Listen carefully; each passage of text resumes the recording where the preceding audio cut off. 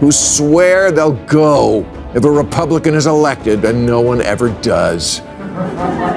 Miley Cyrus once said, "I am moving if Trump is my president. I don't say things I don't mean." Here she is looking miserable, having to endure America at the Grammys last Sunday. I guess she flew back from Tajikistan. In 2016, Eddie Griffin said, "If Trump wins, I'm moving to Africa." Apparently very slowly, because in Trump's 4 years, he only got as far as Van Nuys. George Lopez once said that if Trump won, he won't have to worry about immigration. We'll all go back. George Lopez still here. In Russia, just referring to the war in Ukraine as a war can get you 15 years in the fabulous prisons made famous by some of the world's most famous novels. You think America's evil because we didn't nominate Margot Robbie for an Oscar? Just wait till you get thrown out the window of your very own dream house. Bill Maher is back on the attack, and this time his target is woke Hollywood. The comedian is tearing into celebrities who preach trendy ideals yet never face the consequences themselves. It's been a while since Maher took aim at Tins, which makes this takedown all the more entertaining. Vote for me because I hate it here. Now, does America have big problems? Yes, I've often cited the America Sucks list.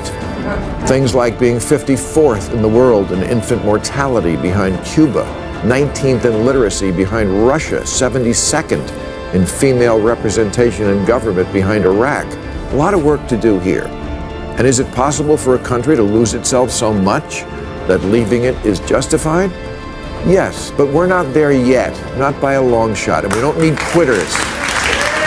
We need people who will stay. Bill Maher opened his segment with a sharp reminder to America's celebrities and woke politicians, arguing they have no business lecturing the public on fixing the country while refusing to put in real work. He pointed out how easy it is to sit in luxury homes, insulated from real problems, and issue lofty demands, but warned that talk is cheap. Without rolling up your sleeves, paying the price, or making sacrifices, you're just another voice adding to the noise. Maher stressed that America, while flawed, is still a great and resilient nation, and if it's to keep improving, the solution isn't endless whining, or performative activism. It's action, with citizens willing to step up, solve problems, and take responsibility instead of waiting for others to do the heavy. The problem isn't that America isn't worth defending. Maybe the problem is that lots of people today are entitled whiners who have no perspective and no idea how good they have it.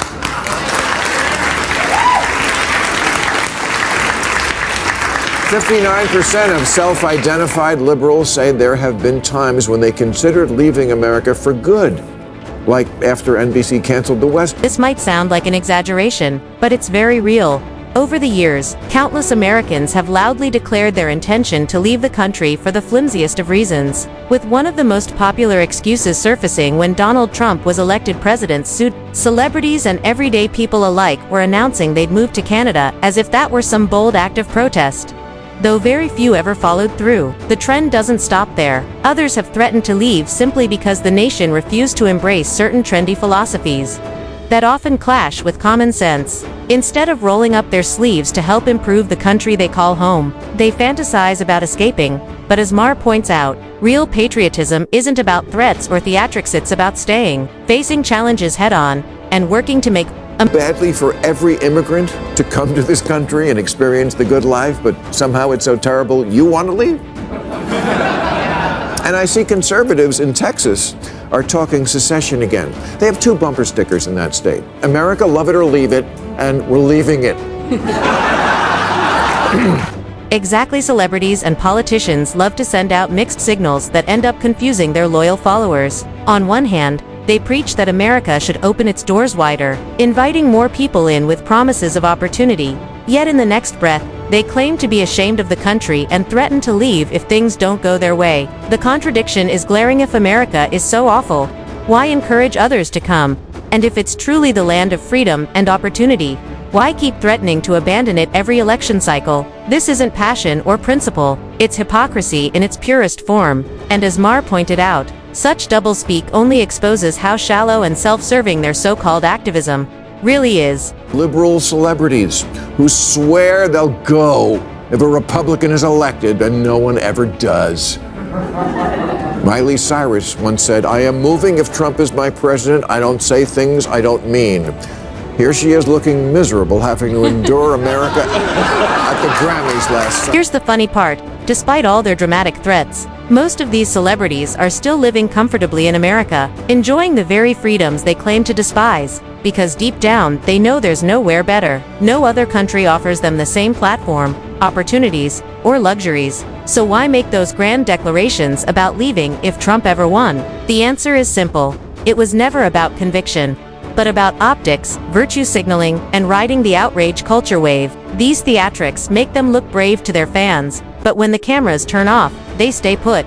Basking in wealth and fame only America can provide. Maher cuts through that nonsense, exposing the bluff. It's not courage, it's theater. And the only thing they're truly committed to is their own image.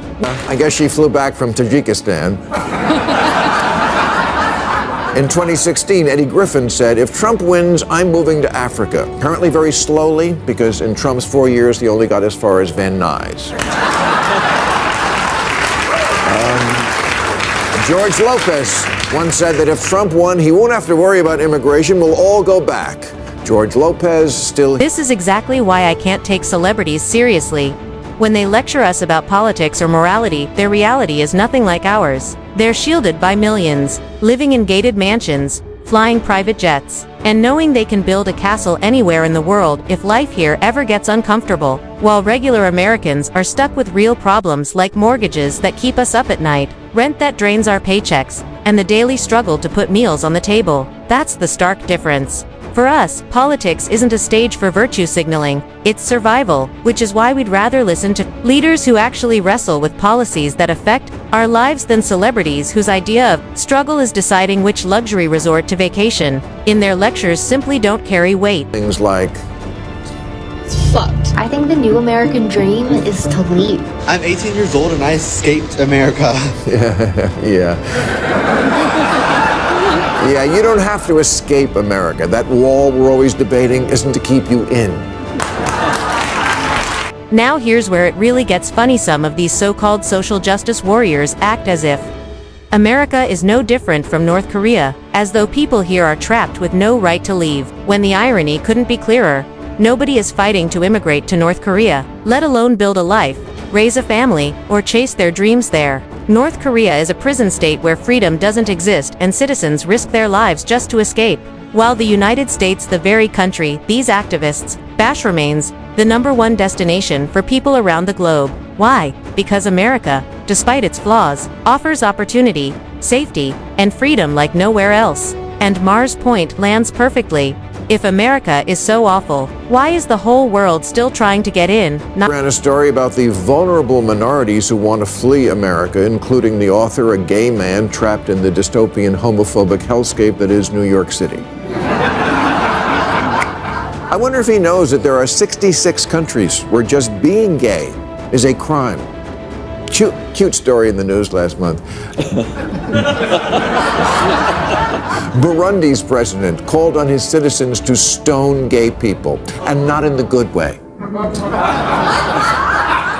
Wow, suddenly the don't say gay law doesn't sound all that bad. LGBTQ community. America is undeniably their havens. There's hardly anywhere else in the world where they'd feel safer, more respected, or more tolerated. Here they enjoy legal protections, political and media representation, and the freedom to live openly in ways unimaginable in many other countries. They have platforms, communities, and rights safeguarded by law, so the constant talk about leaving makes little sense. Where exactly would they go that offers more freedom? Even Europe, often portrayed as more progressive, still struggles with violence, discrimination, and policies that fall short of full acceptance. The truth is, for all its flaws, America remains one of the safest and most empowering places for LGBTQ+ individuals. And Maher's point couldn't be clearer. They already have it all right. Yeah.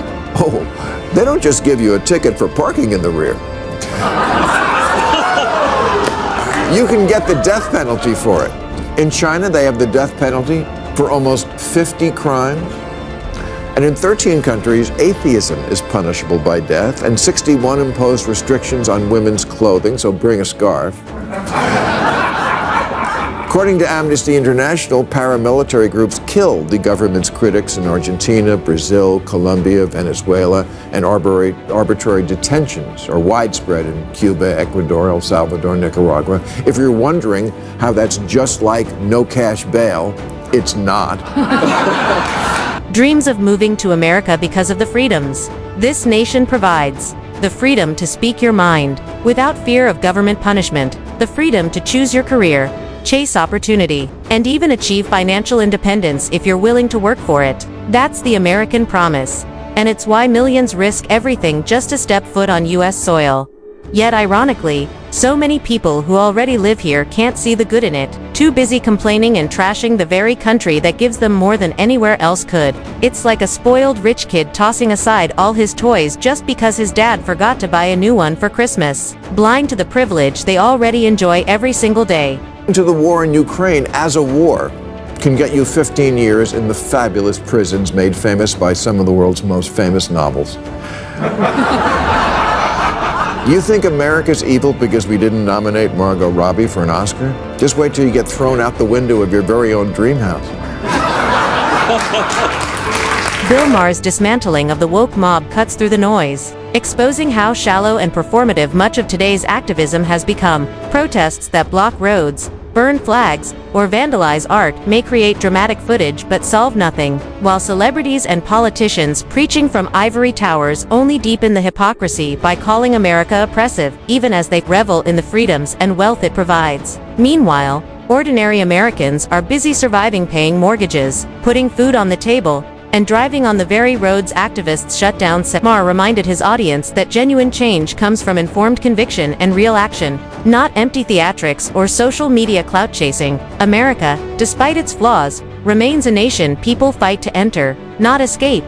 A truth that alone exposes the hollowness of those who claim otherwise while enjoying its freedoms. And with that, we wrap up today's video. Don't forget to hit like and subscribe for more content like this. Thanks for watching, and I'll see you in the next one.